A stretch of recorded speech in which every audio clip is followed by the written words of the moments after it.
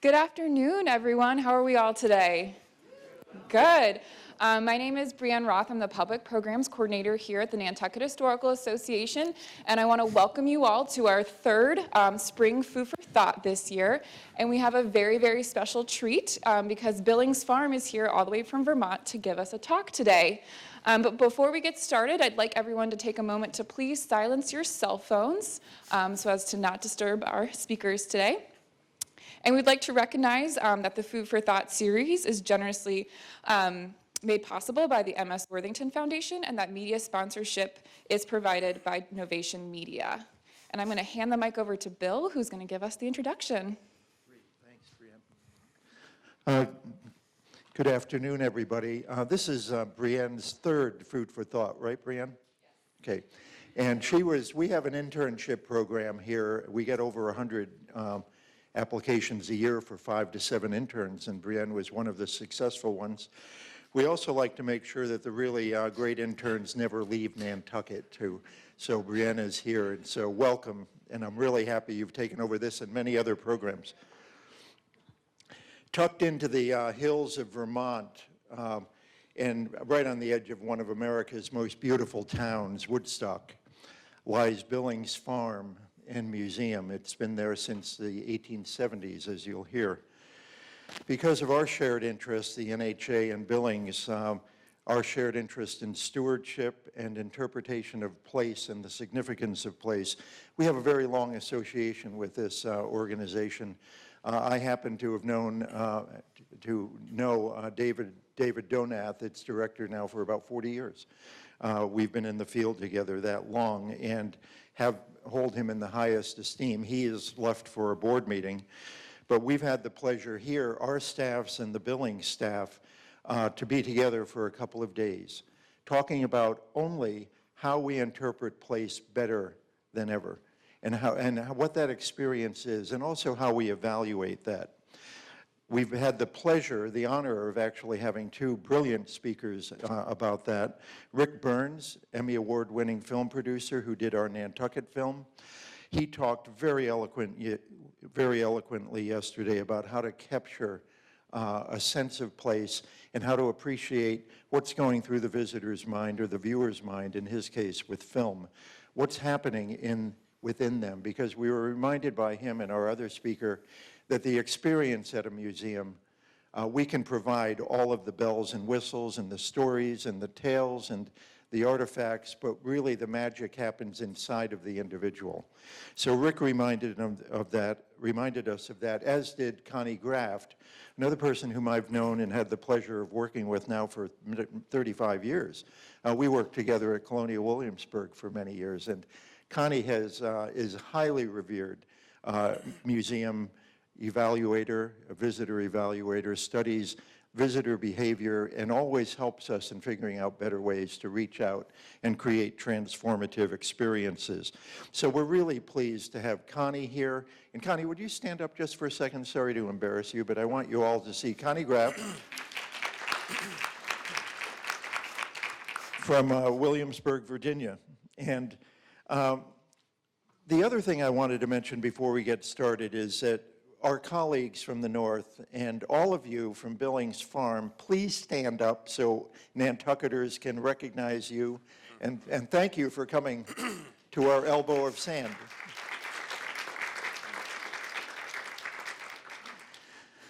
It's been a wonderful experience. One of the things that their coming has reminded me of is that we don't work alone in this field. This country has 35,000 museums, Billings Farm being a brilliant place in the American cultural landscape and has a great staff. And what we're reminded of in our staff is that we work together, all together, in trying to inform, educate, awaken curiosity about the past.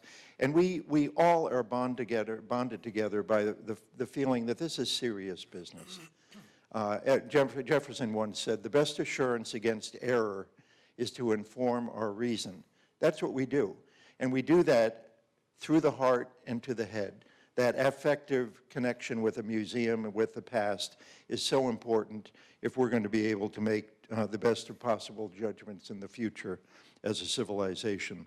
So we're bonded together by that, fused together, and we're really proud to have the Billings staff here now. Today, in particular, this is a highlight for us because we have David Simmons, the Vice President of Billings, and we have Jacob Johnson, the farm manager of Billings here as well. We've already had one weird question from the audience here, Jason. Somebody wonders if you brought a cow with you today to show. In spirit, we have a cow.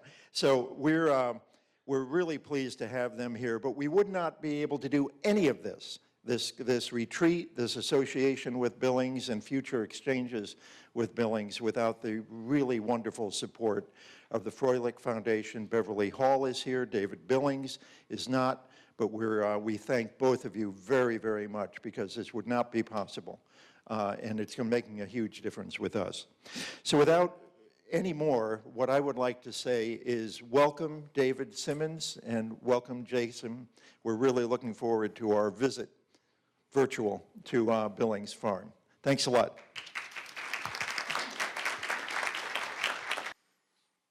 So thanks so much, Bill, for that kind introduction. So over the next few minutes, it's my pleasure to share with you a view book of Billings Farm and Museum and its environs, of the nation's only museum that combines the experience of a galleried and outdoor history museum setting with a fully functioning farm. In our case, the Jersey Dairy Farm established in Woodstock, Vermont by Frederick Billings 145 years ago this year.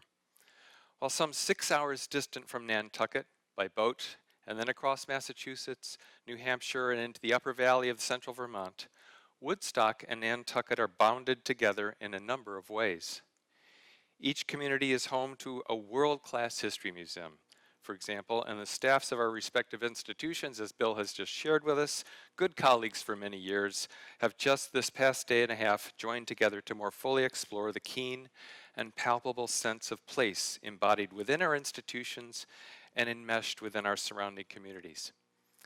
Moreover, during the first week of January, both of our towns were featured in Condé Nast Traveler's list of the most beautiful towns in America. And we're an extraordinary company with such world-class destinations as Taos, Sedona, Newport, and more. Woodstock was described as a dose of absurdly quaint New England charm, and we'll take it. Nantucket as a quintessential summer getaway where it's nearly impossible to take a bad photograph. How true. Our two destinations, and home to those of us who live there, also share an aesthetic adornment of place, the rich and varied floral enhancements to homes and streetscapes.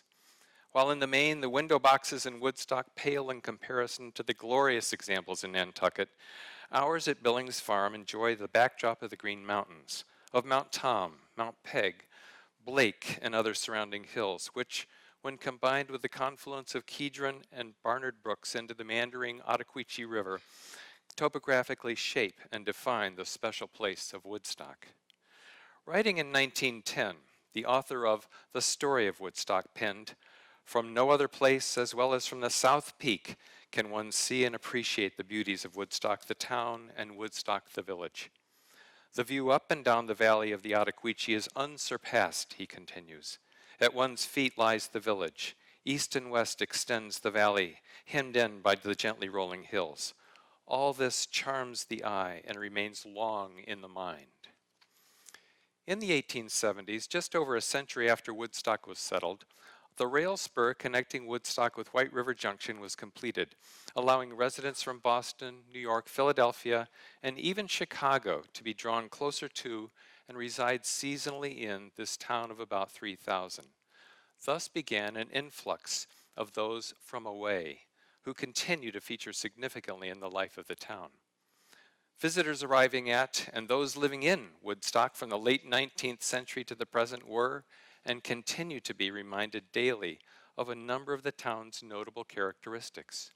From an array of outdoor recreational opportunities, from golfing on Mount Peg during the early years, to skiing on Gilbert's Hill, which beginning in 1934 could be ascended via America's first powered tow rope, to crossing the Ottaquechee River over 3 different covered bridges within the boundaries of the town, to enjoying the pealing of bells at the Grace Village spires, 5 bells in town having been cast within the Boston foundry of Paul Revere, more than in any other New England community.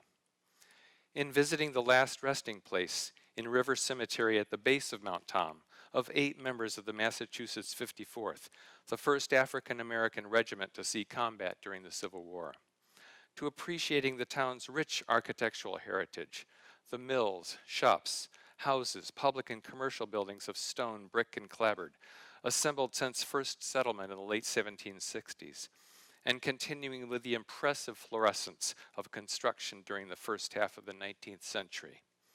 The town's elliptical green and adjacent commercial blocks, here a view from foliage season in the 19th century. That's a joke. Are a little changed over the past century and a half. The assemblage of Woodstock's Federal and Greek Revival architecture, one of the town's most notable and visible attributes, rivals that within most New England towns.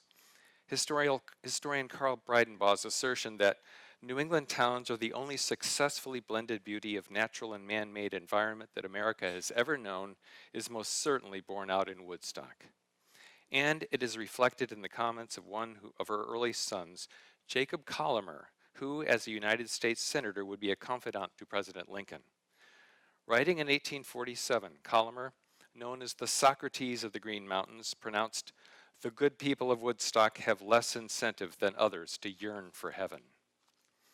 William Least Moon, who, more than a century later in 1982, recounted his visit to Woodstock in his now classic Blue Highways, said that if the townspeople wanted to make the claim of the prettiest village in America, I wouldn't have disputed them. This claim was echoed more forcefully when, some 2 decades later, the Ladies' Home Journal crowned Woodstock the prettiest town in America, a descriptor which, like the one penned 2 months ago by Condé Nast writers, is profoundly resonant in the hearts of those who know her well. Over the past century and a half, Woodstock has left its imprint upon generation after generation, experienced as a place where an appreciation of nature, beauty, and heritage have been deemed essential to the sense of culture and community, capable of lifting and inspiring the human spirit, sentiments woven into the core of the founding documents of the Woodstock Foundation, a charitable organization established by Lawrence and Mary Rockefeller in 1967. A place within a place, a special world that surrounded the Rockefellers and those before and after them, is a short walk from the center of town. Traveling up Elm Street, past the venerable F.H. Gillingham and Sons General Store, which today receives its deliveries not by wagon, but by UPS and other carriers, continuing past Senator Collamer's residence and other grand homes along Elm Street, crossing the Parker Pony Truss Bridge, constructed by the National Bridge and Iron Works of Boston in 1870 to span the Ottaquechee River, then rounding the bend and ascending the slight hill and looking past the apple orchard and casting a glance to the right, the tree-lined streetscape gives way to a long and wide expanse opening toward a deep bend in the river and to the hills beyond. An agricultural landscape that has borne grain and hay for hundreds of seasons, echoing a long history of productive use by Billings Farm. Echoing still today is the chiming of a revere bell, marking time from the spire of the Masonic Temple across the river, and occasionally combining with the bleating of sheep and the mooing of cows to punctuate the quietude of the agricultural landscape. It was into these fields that nonagenarian Lawrence Rockefeller walked with assistants to stand silent for a number of minutes, keenly receptive to the experience of place, allowing its many dimensions to wash over his senses, and to create, on what he knew would most certainly be his last visit to Billings Farm before his passing, a final deep memory. This was a place and a vista well known to Lawrence, one that greeted him daily from the porches of the seasonal home across the way where he and his wife Mary maintained a 60-year love affair with each other and with Woodstock. Lawrence Spelman Rockefeller, son of John D. Jr. and Mary Billings French, granddaughter of Frederick Billings of Woodstock, were married in the summer of 1934 at the Congregational Church on Elm Street, just beyond the Iron Bridge. Spurred by a strong sensibility to improve the quality of life in sustainable ways, Lawrence and Mary contributed immeasurably to the enhancement of the town. From the care and planting of trees across the decades, including a dawn redwood on the occasion of their 60th wedding anniversary, to funding the burying of utilities within the village during the 1960s, removing the visual distraction that had fronted the architectural splendor of Woodstock since the last century, to building a new Woodstock Inn on the Green in 1969, which now approaching its fifth decade as an aesthetic and economic anchor to the community. The inn combines with the Billings Farm and Museum, which Lawrence and Mary through the Woodstock Foundation began in 1983, and with the Marsh Billings Rockefeller National Historical Park, Lawrence and Mary's home that they gifted to the people of the United States to become Vermont's only national park in 1998, serving as vibrant cornerstones of the cultural and economic life of the town and beyond. The Rockefellers were the third family of prominence to call home this piece of land at the eastern foot of Mount Tom. In the early 19th century, United States Congressman Charles Marsh built an imposing federal brick home where son George grew to adulthood. A scholar, linguist, diplomat, and environmentalist, George Marsh was a seminal figure in America's early conservation movement. He was succeeded in ownership of this property by another remarkable individual whose visage, like Marsh's, was captured through the lens of Matthew Brady, who in his youth, Frederick Billings, who in his youth had moved to Woodstock. A man of ambition, an attribute that would guide and mark his distinguished career, Billings sailed for California in 1848. Not to join the thousands who arrived in San Francisco, lured by the promise of gold discovered at Sutter's Mill, and those whose ferrying ships, including whalers from Nantucket, now lay abandoned in her harbor, but to become that city's first land claims lawyer and astutely purchasing real estate in the young community, the image of which was captured in 1862 by Billings' photographer friend Carlton Watkins. Famous for his gifted eye and mammoth print photographs of the American West, Watkins was commissioned by Billings to photographically describe the grandeur of Yosemite, which had captured Billings' heart. The resulting portfolio, when shared via Billings with Congress, was influential in the establishment of a protected reserve and years later a national park. And it's also now one of the gems of the Billings family archives at Billings Farm. Nearly 20 years after he set sail for California, Frederick Billings returned to Woodstock a rich and a changed man. Having witnessed the splendor of the vast virgin landscapes of the West, he was dismayed at finding the hills of his beloved Green Mountains denuded of vegetation from years of overgrazing by sheep and wanton timber harvesting for potash production.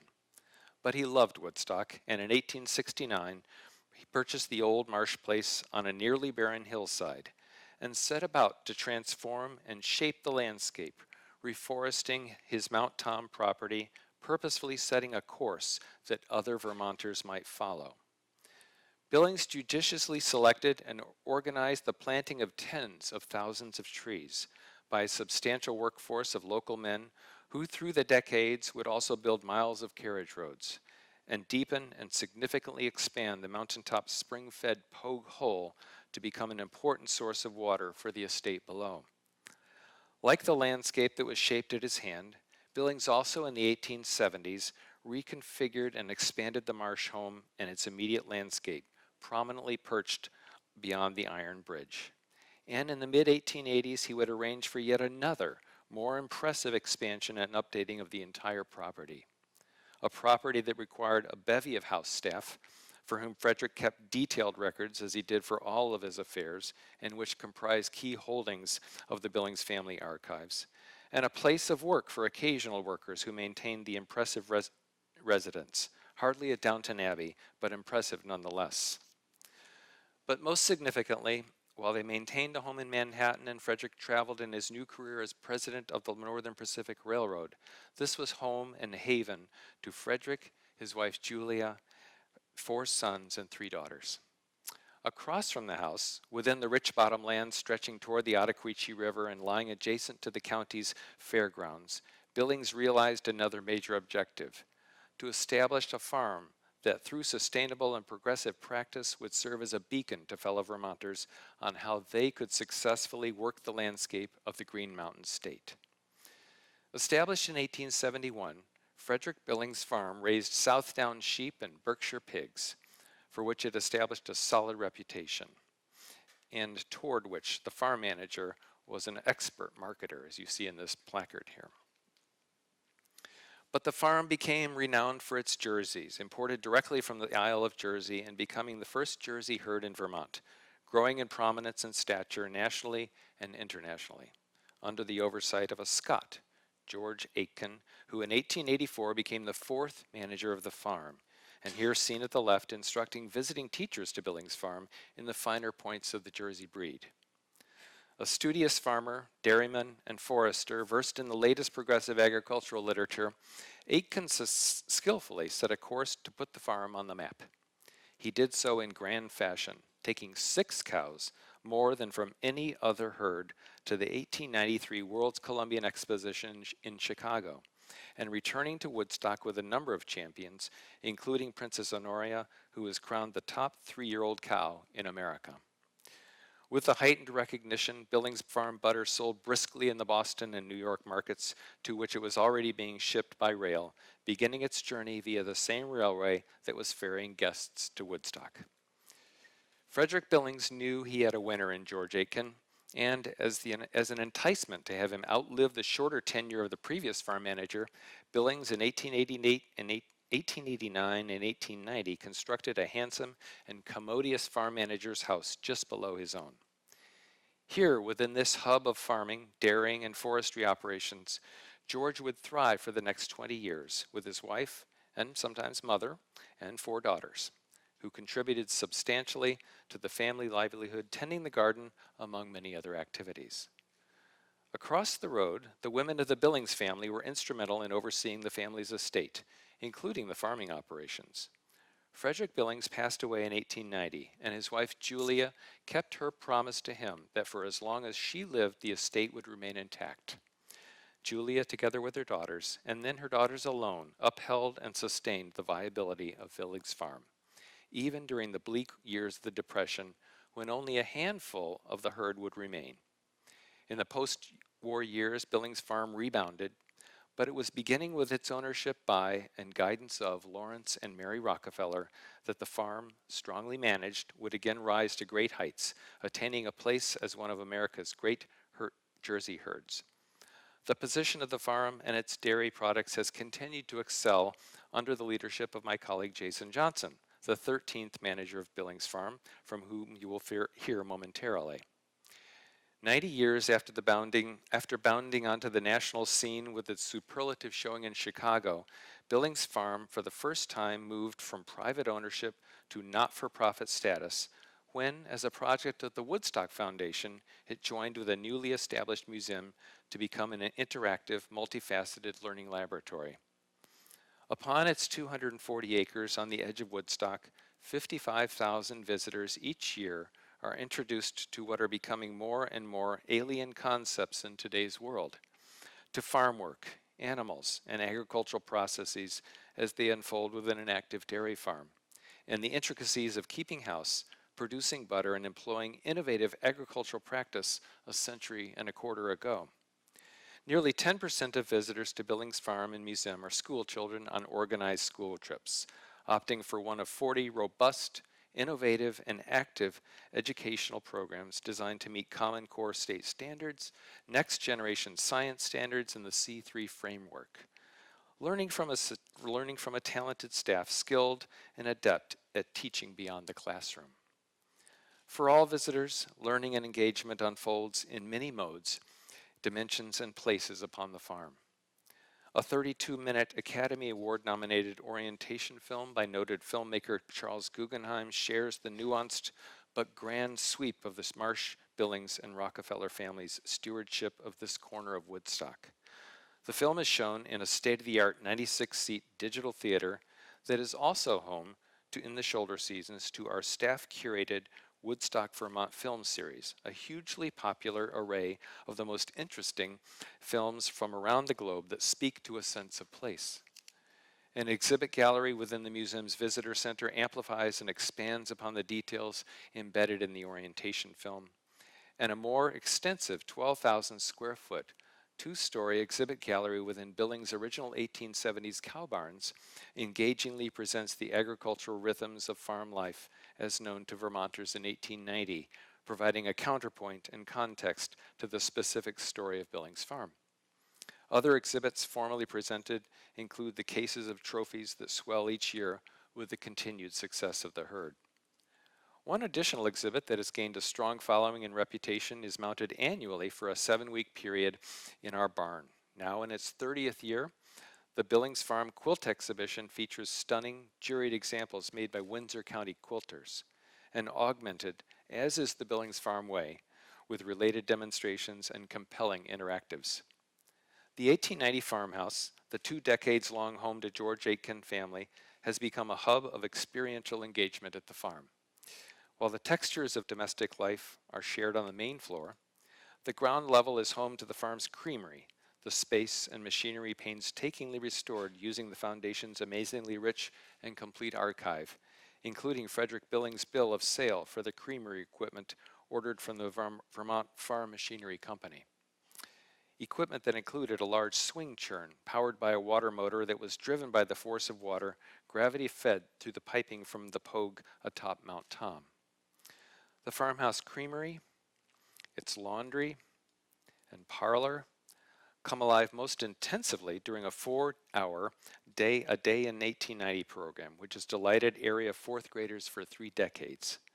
For the casual visitor, the farmhouse is experienced by self-guided and guided tours and by thematic days each week during our peak season, including the Foodways Friday program, in which fresh garden produce from our heritage garden, where the Aitken daughters once planted and tended, is featured in the period cooking program with new take-home recipes each week. We are a farm, after all, and it's the animals that are often visitors' high points, especially the jerseys, whose world is interpreted and explained by museum staff every day in the cow barn, and whose afternoon milking is explained and demonstrated by farm staff, sometimes to very, very large groups.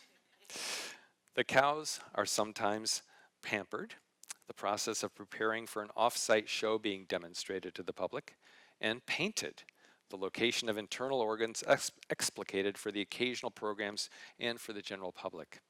And for participants in our 2 one-week junior vet programs where 10 to 14-year-olds are exposed to multiple facets of animal science under the tutelage of large animal veterinarian. Southdown sheep, like those introduced by Frederick Billings, are experienced up close during our annual Baby Animal Day. This year it's March 26th, just 3 weeks away, within the pastures, and in such regular programming as How to Keep a Sheep, in which museum staff share the finer points of understanding and caring for the breed. As with the cows and the sheep, our 3 teams of draft horses are featured in regular programs by museum interpretive staff, occasionally seen being shod by a farrier, are available for close-up inspection, and are featured in our horse transportation program that includes scheduled wagon rides throughout the season, a special back 40 ride for our Almanzo's Week at Billings Farm day campers, and sleigh rides when we have snow.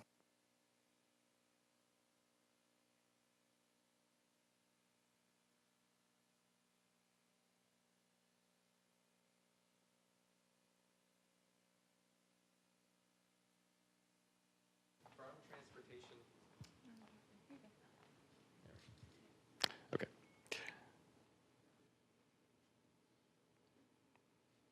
Okay, so farm transportation of another sort beginning to be available during George Aitken's tenure at Billings Farm takes center stage on an August Sunday for our annual Antique Tractor Day event, where old-timers reminisce, share their knowledge and passion with younger generations, and strut their stuff on the Billings Farm grounds. The season abounds with special events and activities at Billings Farm and Museum, which are detailed in the 2016 calendar of events that's available on our website, will be highlighted on our increasingly active Facebook page, and please check us out and friend us if you haven't already, and in hard copy, which I think those of you in the audience have already received.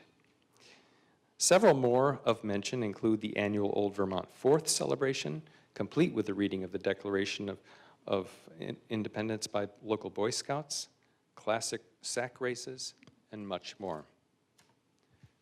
Herding with Border Collies demonstrations in early May, the Vermont Fine Furniture and Woodworking Festival in September, a program like others in partnership with Marsh Billings Rockefeller National Historical Park, the playing of historic baseball by visitors and costume staff following the rules of 1861, a new program at the farm last year and one that will recur several times this spring and summer, and an entirely new venture to be held on an August evening, Farm to Ballet, a classical ballet outdoor performance at the farm by a semi-professional Vermont troupe. Isn't that great?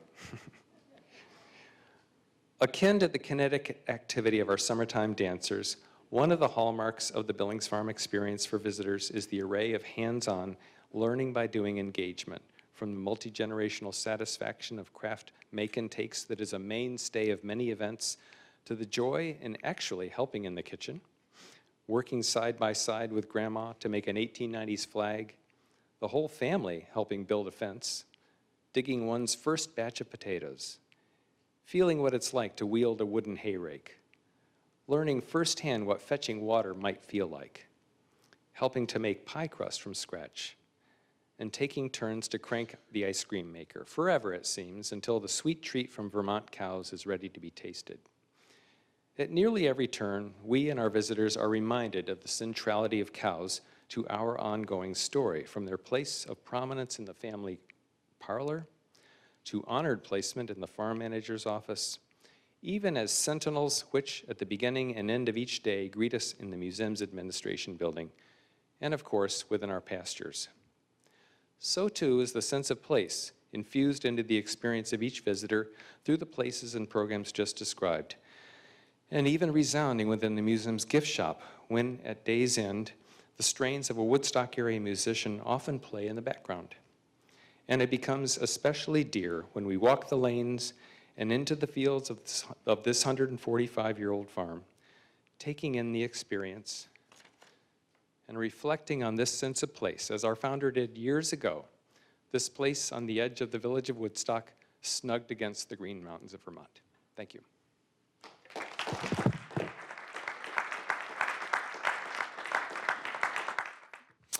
All right. Well, I don't know how I can follow that, but I'll try. But as beautiful as that was, I will still tell you, please come to Woodstock because it's even more beautiful. And I was reminded there as I was sitting there, listening to David's wonderful description of Woodstock and the farm and our discussions yesterday, which some of you weren't there in our meetings, but in a sense of place. And several people were described yesterday where they felt that sense of place and how that felt, and that they had gotten chills. And as I was sitting there in that chair, I was getting chills listening to David's description, especially of where the farm started and where it's gotten today. And I was actually wondering, David, as you were saying what number farm manager George Aiken was, I wonder where I am in that list. And I did not know I was 13, but I am 13. Yeah, lucky 13. I didn't even know that. So, well, my experience at Billings Farm actually started when I was, and I can't pin it down, it was probably 12 or 13 years old from when the museum started. My grandparents took me to Billings, and never had I thought that 22 years later I would end up working for the farm museum and eventually coming to manage the farm.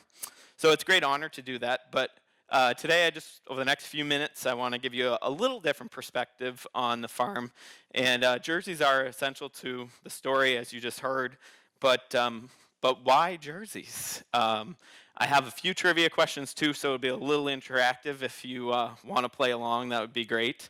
So 1871 is when the farm started, and now, 145 years later, we're still milking jerseys twice a day in the barns at Billings Farm. Although the barns have been reconfigured several times over that time, it's still the little brown cow that gets us up every morning at 3:30 to go down and get started on the day's work. So does anybody know how many breeds of dairy cattle there are? No, no one? Anybody want to take a guess? There's some prizes involved. 5, okay. Anybody else? 20.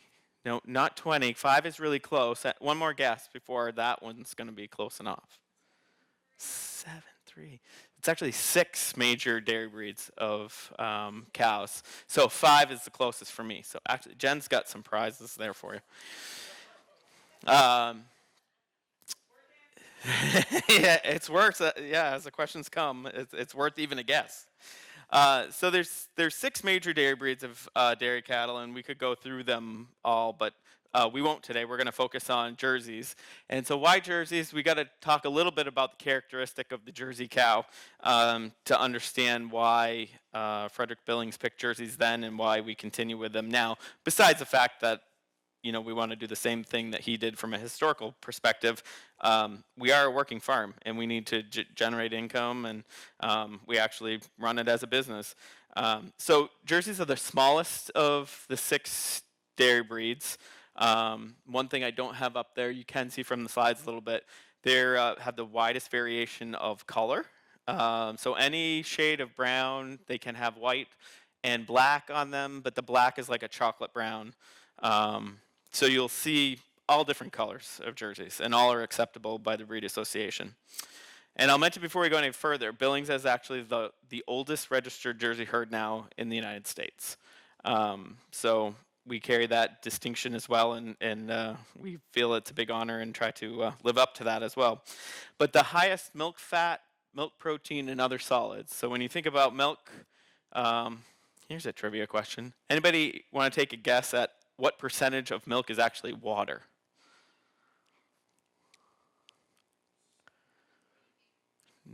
I heard 90.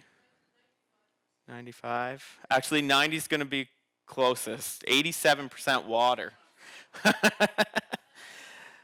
But the rest of milk is milk fat, milk protein, and other solids like lactose.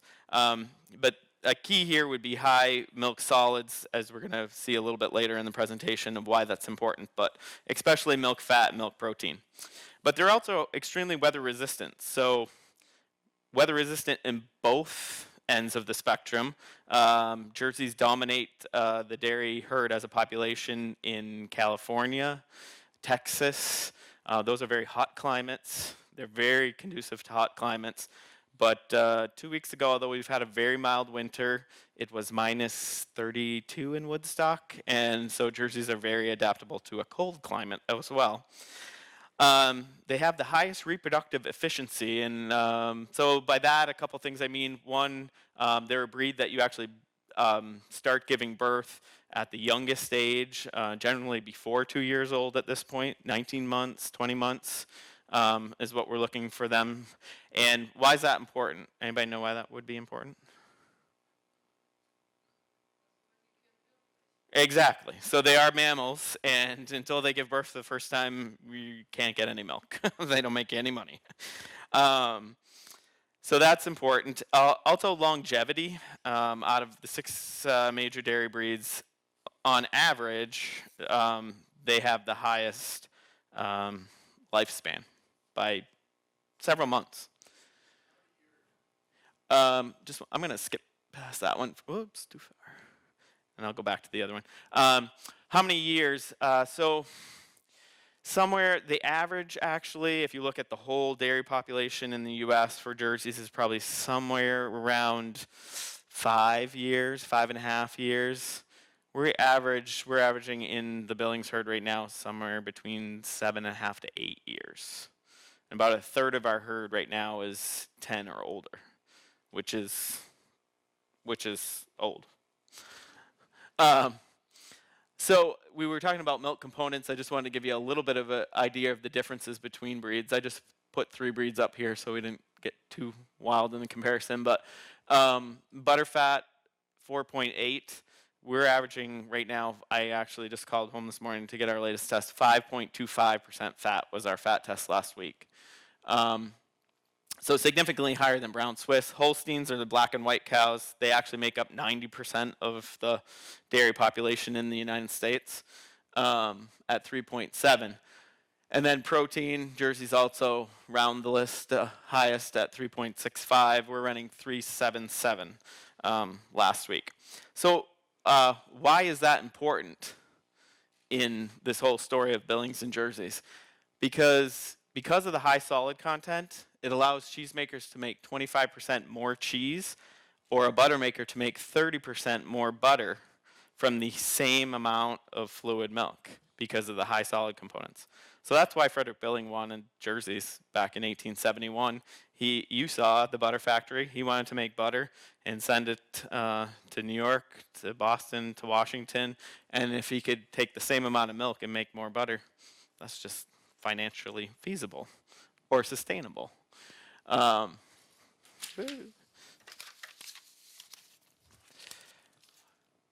we talked about that. So it's really a story of sustainability, and we like to talk about sustainability because that's why Frederick Billings started Billings Farm. So the sustainability story. So from the cow's perspective, and why Jersey's actually use 32% less water, 11% less land, and there's a 20% reduction, not in the total carbon footprint, but if you compare them to Holsteins, the big black and white cows, there's 20% less contribution to the carbon footprint when you work with Jerseys than when you work with some of the larger breeds. Now, it is true, the total fluid production that they give is less, but when you look at what they drink, what they eat, this is where it falls out. So how much water do you think a Jersey drinks in a day? How many gallons? Guess. 5. More than 5. 8. Remember I asked you a question before, what's the percentage of milk that's water? 90% or 87? So it's a lot. Big numbers here, guess. 25. 75. 75 is too much, 25 is too little, but 25 is the closest. About 40 gallons a day. So if you think of your bathtub at home, that's how much water they drink in a day. So sustainability from the production side of things. So each unit of milk, each gallon of milk, each pound of milk, we measure it in pounds on the production side, produces more finished product if you're talking about solid dairy products like butter, cheese, yogurt. So plants are actually more efficient when they're running Jersey milk through their plant than they are when they're running Holstein milk or brown Swiss milk. And normally it's combined. We don't segregate out Jersey milk. Holstein milk goes on this truck. That's impossible to do. But I will tell you that cheesemakers everywhere, but cheesemakers in the state of Vermont, Jersey milk is highly coveted. And if they can get loads of milk that are higher percentage Jersey milk, they're willing to pay more for it. So in doing a little bit of research here for this presentation, some things never change. This was a quote that I found in the Jersey Herd Register from 1871, Volume 1. 1871, we've heard that date before. Frederick Billings started the farm. He was one of the first members of the Jersey organization in the United States. So the sole office of the Jersey cow, broadly speaking, is to produce the largest possible amount of rich and highly colored cream from a given amount of food. Sounds like a sustainability thing to me. This was just a quote from last year from the president of National All Jersey. With the Jersey cow, we have an animal that is smaller, uses fewer natural resources, produces a smaller carbon footprint. We have a cow with a longer productive life that produces more nutrient-rich milk that consumers are demanding and are willing to pay for. So some things don't change in 145 years. And the Jersey population actually in the United States is growing. I said Holsteins make up about 90% of it. They do. Jerseys make up about 7% of it, and the other 5 breeds make up 3% of it. But the Jersey population, if you look at purebreds in the Jersey world, they've been, the last 5 years, they've set record paces of increases of like 5 to 10 to 15 to 20% every single year, We see a lot of Holstein herds in the United States bringing some Jerseys into their herd because of all those great characteristics that we talked about earlier. But 1871, Frederick Billings began the herd with the purchase of Pet Guilford 3317 that had direct bloodlines from the Isle of Jersey. In 1895, the herd had increased to about 30 milk cows, and they were producing about 14,000 pounds of butter a year. And there's another picture of the creamery, or a workstation in the creamery, shipping butter to Boston, New York, and Washington. So today, we milk about 35 cows at Billings. That part hasn't changed. In 2014, for many years, there had been talk about a value-added product again. To give you a little bit of a reference point, in 1948, the family did start a dairy right at the farm and started processing milk again. It was fluid milk and some dairy products. And that continued to 1960. They then built a larger plant in Wilder, Vermont, which is about 40 minutes from Billings, because they were taking milk in from all kinds of farms at that point and processing it and needed more space. So that kind of became a separate business at that point, and they no longer processed anything at the farm. So since the 1960s, nothing had been processed at the farm. A lot of discussion about a value-added product, again, with 60,000 visitors a year. A lot of people ask, well, what can I buy some milk? What can I want to take something away from here that was made here. So we looked at, what do we do? All kinds of dairy products, from fluid milk, which other people were doing in glass bottles, to ice cream, which is great, but you can't really take it with you from the farm. And finally decided on raw milk cheese. And so since 2014, we've been producing raw milk cheese with our own milk, not on site, just off site, about 40 minutes away, but specifically just with that milk from our cows at a cheese company in Grafton, Vermont. That has a great history too. And then they just make it for us. We take it all back and market it. In 2015, so last May, we started selling cheese for the first time. And cheese had never been done before at Billings. But because of the Jersey cow and the kind of milk we had, we knew it would be a good fit. And so, shameless plugs, if you did not win some cheese today, we don't sell it in the grocery stores on Nantucket, but we do have a wonderful website that you actually can buy cheese, and we ship anywhere in the continental United States, including Nantucket. So we're back in the finished dairy business, finished product business again with cheese, and we're actually going to debut our third cheese. So the two that we're doing so far are both raw milk cheddars. One is a butter cheddar, short age, 60 days, and it's ready to go. It's extremely smooth and creamy, great melting cheese. The other is a sweet cheddar. It's more 9-month plus aged, and since we started the project, there's always people that are fans of longer age, sharper cheese. Do you have anything sharper? We just started last year. It's hard to advance that process, but in May we're going to release an 18-month aged cheese that will be called Woodstock Reserve, and that will be available as well. And we just found out yesterday, if Friday at 1 o'clock you turn on ABC News, the food show The Chew, you will see Billings Farm cows being milked by one of the chefs on The Chew. So if you're interested, please take a look at that as well. That's all I have. I think this question's probably. Let's give one more warm round of applause and a big thank you for David and Jason for talking about Billings Farm today. And before we wrap things up today, if anyone has a question, does anyone have any questions for David or Jason? Yes, I'm coming to Michael first for you because you're right here in the front. What's your question? Well, I'm going to lower the quality, but I assume the herds produce a lot of potential fertilizer. What do you, which is one of those environmental issues. But do you use the product for fertilizer, or what happens with all the other things that the cows give us?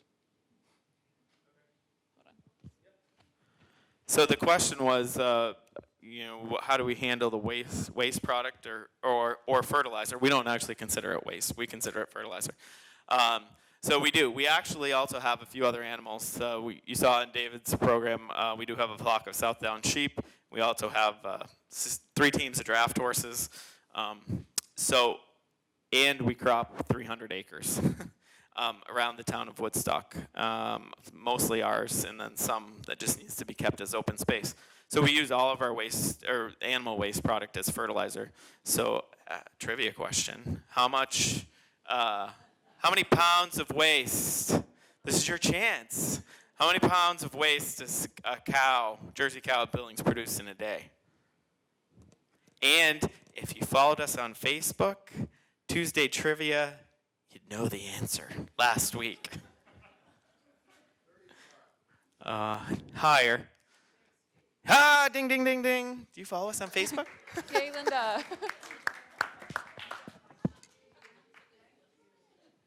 Great. So yeah, we compost, just to answer your question a little more thoroughly, but we compost, we field stack and compost manure all winter, because in the state of Vermont, every state has their own regulations, but in the state of Vermont, you can't spread from December 15th to April 1st. So we field stack and compost, but we use it all. We actually could use more with the 300 acres. So. Do we have, Linda.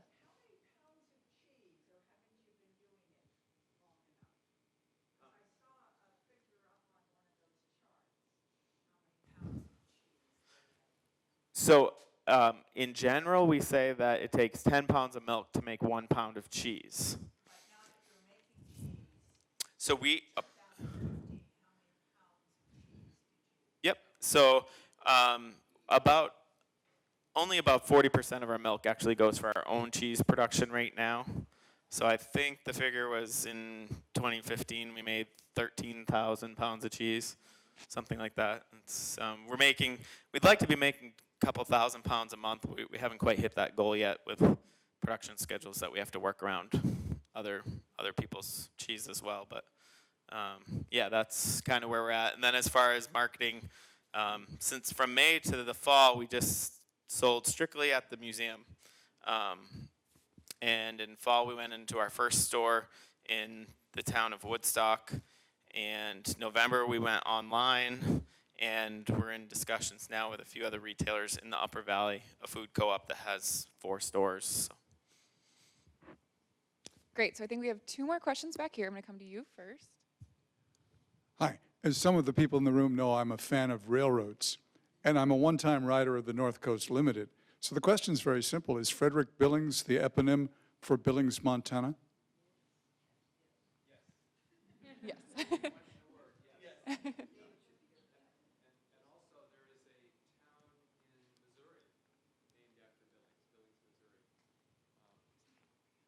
Yeah, so Billings, Montana is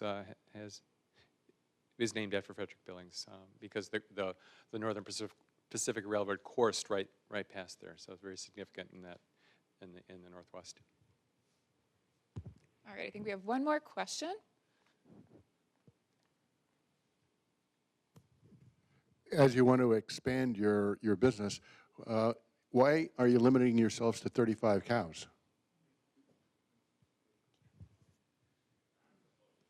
That's a loaded question. Really, this footprint that we have at Billings is kind of the footprint that we want to keep at this point. And so 35 is really our max capacity for what we have to work with in our systems and interacting with public. It's a very great experience to be adjoined with a museum, but it's not. I would say we're not a petting farm. It's a business. It's a farm that functions every single day, and it's great to have the public interact. But we can only handle so much and still have the visitors get the great experience and still have the business operate efficiently. Great. Well, let's have one more round of applause for David and Jason for joining us today. And I want to thank you all for coming. Next week, we will have Jason Graziade and Brenda Johnson from the Nantucket Cottage Hospital. So they will be coming and talking about future plans at the hospital. So we hope that you come and join us next week. And then we also have yoga at Greater Light starting this Saturday, and it will be every Saturday in March and April. So if you'd like to do some yoga, please check out our website for information on that. So thank you all for coming today.